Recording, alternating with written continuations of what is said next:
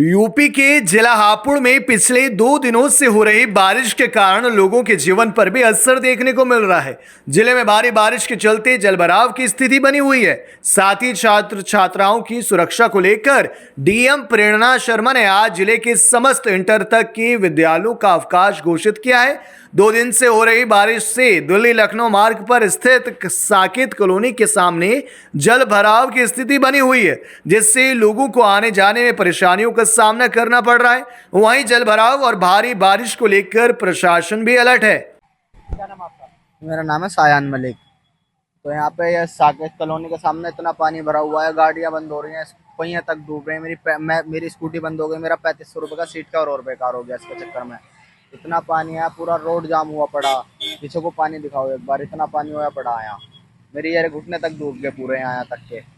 Scooty बंद हो गई, 1 किलोमीटर से पैदल आ रहा हूँ।